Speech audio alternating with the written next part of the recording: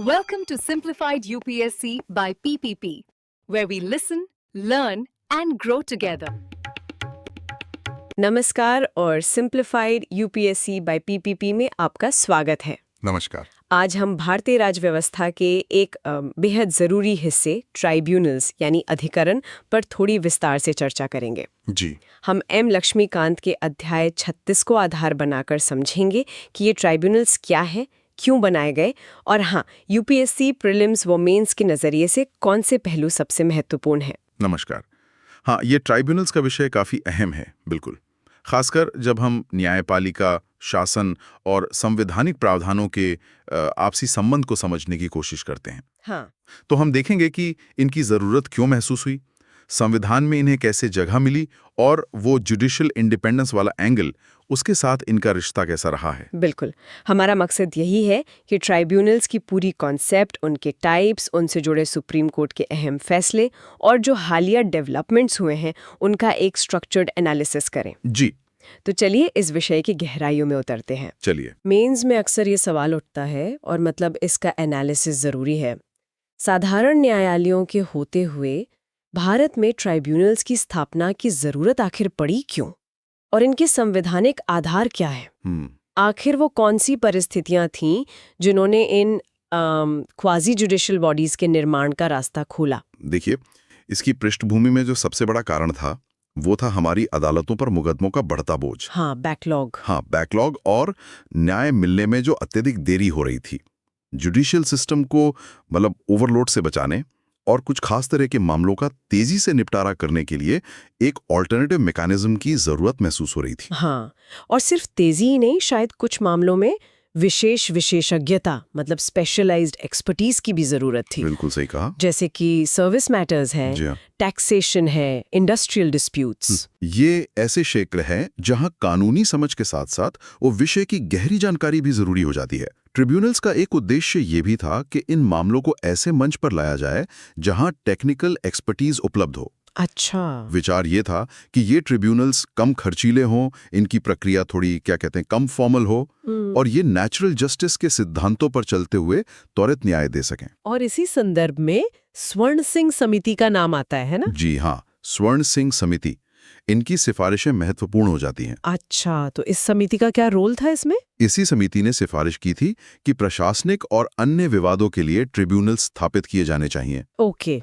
इन्हीं सिफारिशों को मानते हुए 1976 में 42वें संविधान संशोधन अधिनियम के जरिए संविधान में एक नया भाग 14A मतलब पार्ट 14A जोड़ा गया। 42nd अमेंडमेंट, हाँ, जिसे मिनी कॉन्स्टिट्यूशन भी कहते हैं। बिल्कुल, वो अपने आप में बहुत व्यापक था। तो ये संवैधानिक आधार बना।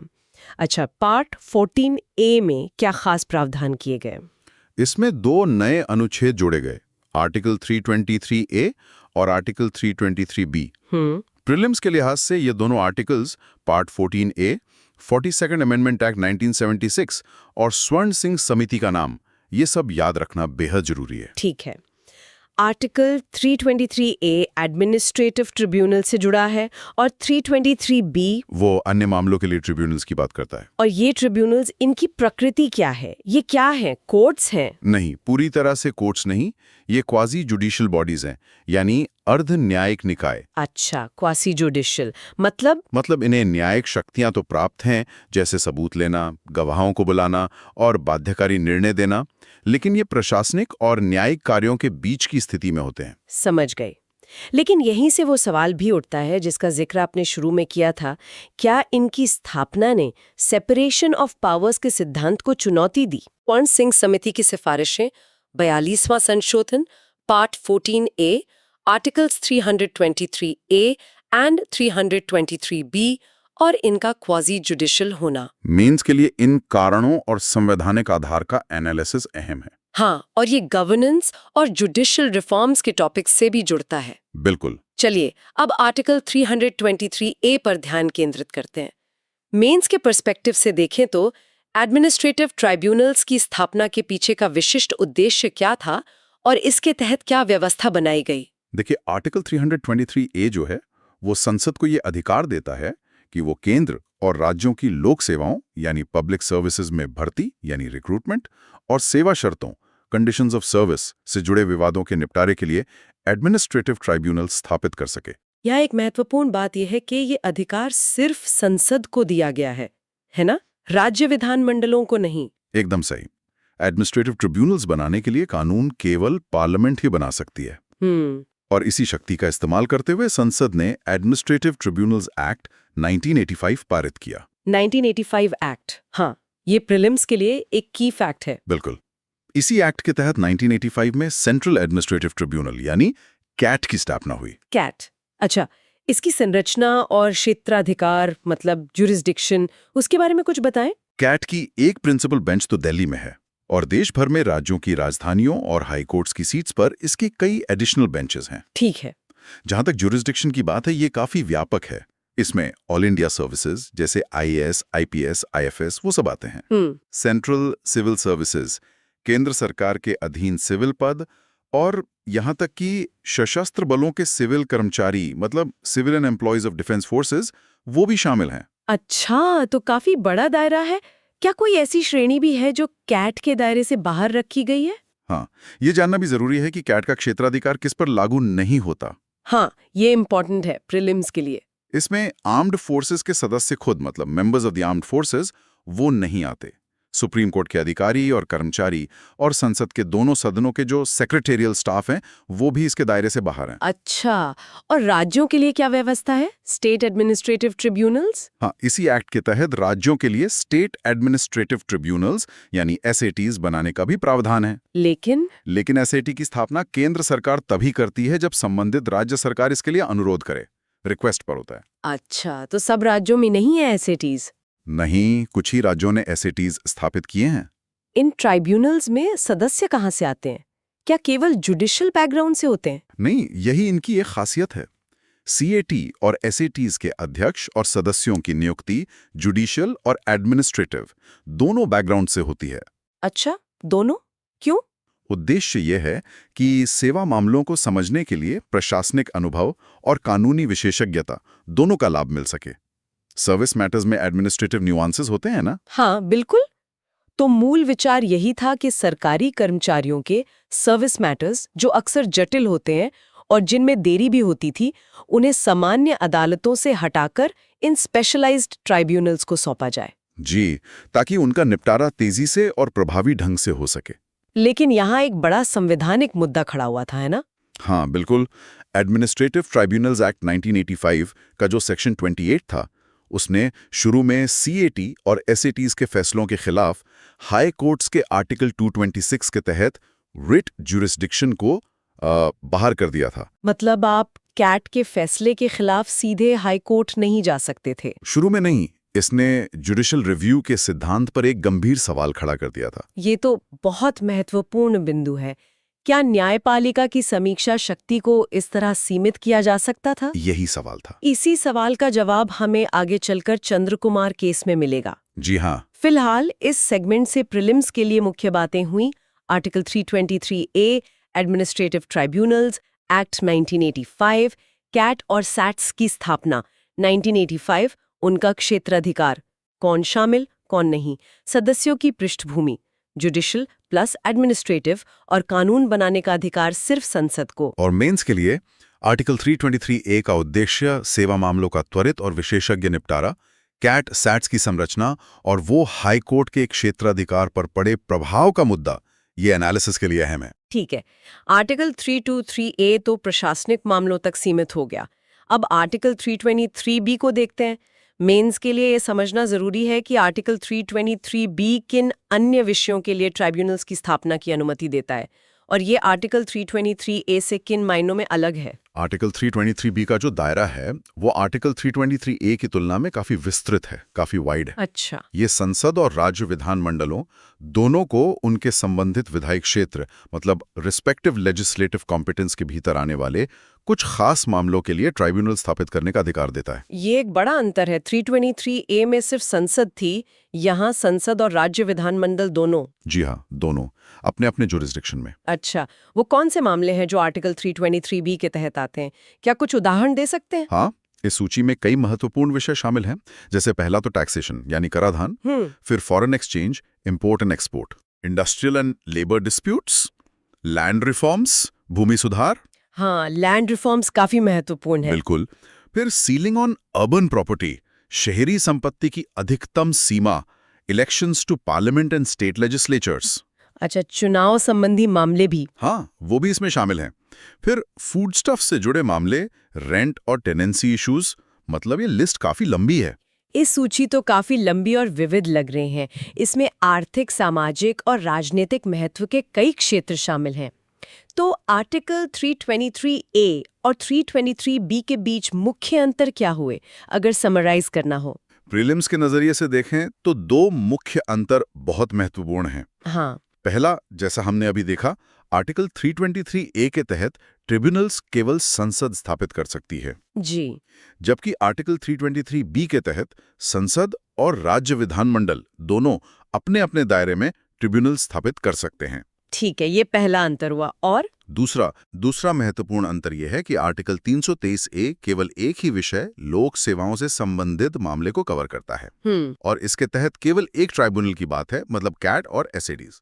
जबकि आर्टिकल 323B में कई विषयों की सूची है और इसके तहत स्थापित ट्राइब्यूनल्स का एक पदानुक्रम, एक हायरार्की भी बनाया जा सकता है। हायरार्की मतलब एक के ऊपर एक ट्राइब्यूनल। हाँ। मतलब एक ट्राइब्यूनल के फैसले के खिलाफ अपील के लिए एक उच्चतर ट्राइब्यूनल स्थापित किया जा सकता है। ऐसा प्रावधान 323B में है। ये हायरार्की वाला पॉइंट दिलचस्प है। तो 323B ज्यादा लचीलापन देता है स्ट्रक्चर के मामले में? हाँ, एक तरह से। लेकिन यहाँ ध्यान देने वाली बात यह है कि चाहे ट्राइब्यूनल 323A के तहत बने या 323B के, दोनों ही मूल रूप से न्यायिक शक्ति मतलब जुडिशियल पावर का प्रयोग करते हैं। अच्छा। वो तथ्यों का निर्धारण करते हैं, कानून लागू करते हैं और बाध्यकारी निर्णय देते हैं। तो फंक्शनली वो जुडिशियल काम कर रहे हैं। बिल्कुल। इसी वजह से खासकर जब एडमिनिस्ट्रेटिव ट्रिब्यूनल्स एक्ट ने हाई कोर्ट्स के क्षेत्राधिकार को बाहर करने की कोशिश की, तो न्यायपालिका की स्वतंत्रता, इंडिपेंडेंस ऑफ जुडिशरी और न्यायिक समीक्षा, जुडिशियल रिव्यू को लेकर गंभीर बहस छिड़ गई। बिल्कुल। तो इस सेगमेंट से प्रीलिम्स के लिए ध्यान रखने योग्य बातें हैं। आर्टिकल 323B के तहत आने वाले विषय, टैक्सेशन, लैंड रिफॉर्म्स, इलेक्शंस वगैरह, स्थापना का अधिकार, संसद और राज्य विधानमंडल दोनों, और ट्राइब्यूनल्स की हायरार्की की संभावना। जी।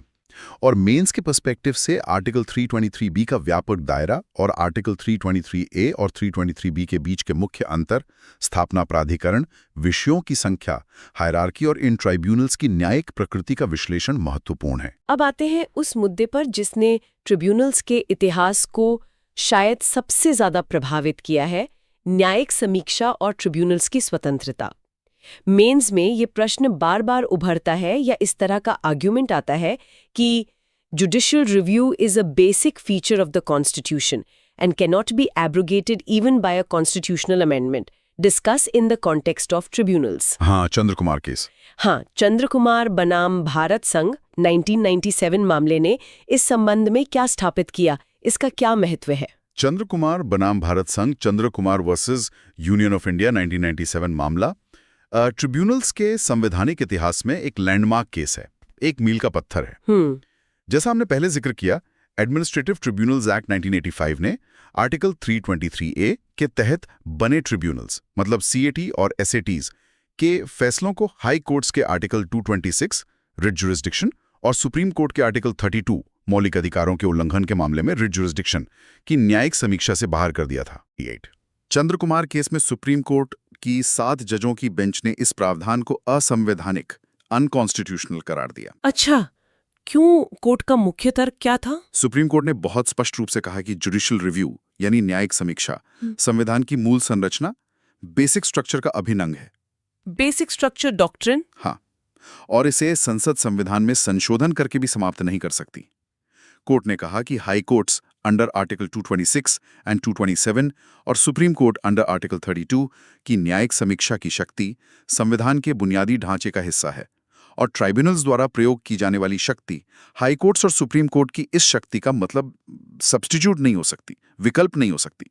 तो इसका व्यावहारिक असर क्या हुआ ट्राइब्यूनल्स पे? क्या वो खत्म हो गए? नहीं, खत्म नहीं हुए, लेकिन इसका सीधा असर ये हुआ कि ट्राइब्यूनल्स के फैसले अब न्यायिक समीक्षा से बाहर नहीं रहे। अच्छा। सुप्रीम कोर्ट ने व्यवस्था दी कि ट्रिब्यूनल्स के किसी भी फैसले के खिलाफ अपील पहले संबंधित हाई कोर्ट की डिवीजन बेंच में की जाएगी, आर्टिकल 226-227 के तहत। पहले हाई कोर्ट जाना होगा। हाँ, सीधे सुप्रीम कोर्ट नहीं, उसके बाद ही मामला सुप्रीम कोर्ट में जा सकता है, आर्टिकल 136 के तहत स्पेशल लीव पिटिशन द्वारा। इस फैसले ने प्रभावी रूप से ट्रिब्यूनल्स को हाई कोर्ट्स के अधीनस्थ मतलब सबॉर्डिनेट बना दिया। ये बहुत बड़ा बदलाव था। बिल्कुल। तो प्रीलिम्स के लिए यहाँ कई की पॉइंट्स हैं। चंद्र कुमार केस 1997, जुडिशियल रिव्यू को बेसिक स्ट्रक्चर मानना, आर्टिकल्स 226, 227 और आर्टिकल 32 का महत्व, और ये व्यवस्था कि ट्रिब्यूनल के फैसले के खिलाफ अपील पहले हाई कोर्ट में होगी। इस फैसले ने जुडिशियल रिव्यू को तो बहाल कर दिया, लेकिन ट्रिब्यूनल्स की स्वतंत्रता से जुड़ी चिंताएं, खासकर उनकी नियुक्ति प्रक्रिया, अपॉइंटमेंट प्रोसेस और कार्यकाल टेन्योर को लेकर वो तो बनी रही। हाँ, वो चिंताएं बनी रहीं। क्या हाल के वर्षों में इस दिशा में कुछ सुधार हुए हैं? वो ट्रिब्यूनल्स रिफॉर्म्स एक्ट 2021 की बात होती है। जी हाँ, इस संबंध में ट्रिब्यूनल्स रिफॉर्म्स एक्ट 2021 काफी महत्वपूर्ण है। क्या किया है इस एक्ट ने? इस अधिनियम ने कुछ मौजूदा एपेलेट ट्रिब्यूनल्स को भंग कर दिया, जैसे वो फिल्म सर्टिफिकेशन एपेलेट ट्रिब्यूनल था। हाँ, FCAT। हाँ, और उनके काम को हाई कोर्ट्स को हस्तांतरित कर दिया। ओके। इससे भी ज्यादा महत्वपूर्ण ये है कि इसने ट्रिब्यूनल्स के अध्यक्षों, चेयरपर्सन्स और सदस्यों मेंबर्स की नियुक्ति के लिए एक सर्च कम सिलेक्शन कमेटी की संरचना और उनके कार्यकाल व सेवा शर्तों में बदलाव किए हैं। ये सर्च कम सिलेक्शन कमेटी, इसका कॉम्पोजिशन क्या है? क्या इससे वो स्वतंत्रता वाली चिंताएं दूर हुई हैं? देखिए, इस कमेटी में चीफ जस्टिस ऑफ इंडिया या उनके द्वारा नामित सुप्रीम कोर्ट के जज चेयरपर्सन के तौर पर होते हैं। साथ ही केंद्र सरकार द्वारा नामित 2 सचिव, संबंधित मंत्रालय जिससे ट्राइब्यूनल जुड़ा है के सचिव, इनके पास वोटिंग अधिकार नहीं होता जब आउटगोइंग चेयरपर्सन मेंबर की बात हो, और एक सेवानिवृत्त SC जज या सेवानिवृत्त हाईकोर्ट चीफ जस्टिस भी शामिल होते हैं। तो इसमें जुडिशरी भी है, एग्जीक्यूटिव भी है। हाँ, हालांकि आलोचकों का मानना है कि इस संरचना में भी कार्यपालिका मतलब एग्जीक्यूटिव का प्रभाव बना हुआ है। अच्छा। जिससे ट्राइब्यूनल्स की स्वतंत्रता पूरी तरह सुनिश्चित नहीं हो पाती। नियुक्ति प्रक्रिया और कार्यकाल की सुरक्षा ये अभी भी मतलब बहस का विषय है।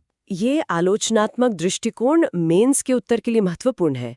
क्या 2021 का अधिनियम वास्तव में ट्राइब्यूनल्स को कार्यपालिका के प्रभाव से मुक्त करके उनकी स्वतंत्रता को मजबूत करता है, या ये अभी भी एक कह सकते हैं अधूरा प्रयास है? ये सवाल बिल्कुल जायज है। उद्देश्य तो स्वतंत्रता बढ़ाने का था, लेकिन क्या वो हासिल हुआ है, इस पर अलग-अलग मत है। यह सुनिश्चित करना जरूरी है कि ट्रिब्यूनल्स निष्पक्ष और स्वतंत्र रूप से काम करें ताकि वे सेपरेशन ऑफ पावर्स और जुडिशियल रिव्यू के सिद्धांतों के साथ संतुलन बनाए रख सकें। तो इस सेगमेंट का सार निकालें तो प्रीलिम्स के लिए Chandra Kumar case 1997, judicial review as basic structure, articles 226, 227 and 32 का रोल, ट्रिब्यूनल्स रिफॉर्म्स एक्ट 2021 और सर्च कम सिलेक्शन कमेटी ये प्रमुख है। जी, और मेंस के लिए चंद्र कुमार केस का महत्व, जुडिशियल रिव्यू की बहाली, हाई कोर्ट का क्षेत्राधिकार स्थापित होना, ट्रिब्यूनल्स की स्वतंत्रता से जुड़ी चिंताएं, नियुक्ति, कार्यकाल, कार्यपालिका का प्रभाव और 2021 के सुधार अधिनियम के प्रावधानों का आलोचनात्मक मूल्यांकन, क्रिटिकल इवैल्यूएशन, ये अहम है। तो आज हमने ट्रिब्यूनल्स के सफर को समझा, उनकी जरूरत से लेकर उनके संवैधानिक आधार, प्रकार और न्यायिक समीक्षा के साथ उनके जटिल संबंध तक। हाँ, हमने देखा कि कैसे वे न्याय वितरण प्रणाली, जस्टिस डिलीवरी सिस्टम का एक महत्वपूर्ण हिस्सा बने, जिनका मकसद था न्याय को विशेषज्ञता के साथ त्वरित और सुलभ बनाना। बिल्कुल। साथ ही हमने ये भी देखा कि कैसे उनकी स्थापना ने संविधान के मूल सिद्धांतों जैसे न्यायिक स्वतंत्रता, जुडिशियल इंडिपेंडेंस और शक्ति पृथक्करण, सेपरेशन ऑफ पावर्स के साथ एक तनाव पैदा किया। चंद्र कुमार केस और हालिया सुधार इसी संतुलन को साधने के प्रयास हैं।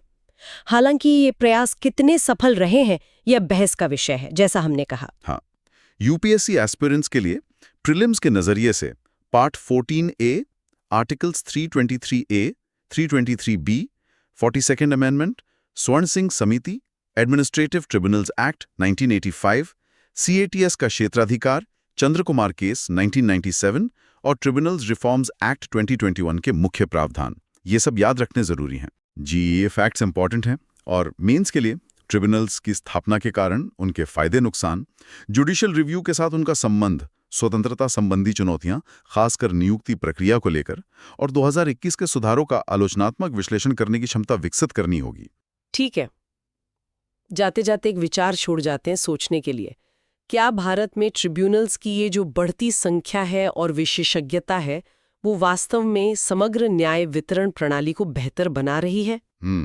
अच्छा सवाल है। या फिर ये न्यायपालिका का विखंडन, फ्रेगमेंटेशन कर रही है, जहां अलग-अलग मामलों के लिए अलग-अलग निकाय हैं और हाई कोर्ट्स पर अपीलों का बोझ शायद कम होने के बजाय बढ़ता जा रहा है? सोचने वाली बात है। इस पर जरूर सोचिएगा। अगली बार फिर मिलेंगे एक नए विषय के साथ। धन्यवाद। धन्यवाद। Thanks for watching. Follow us on Telegram and Instagram. Don't forget to like, share, and subscribe.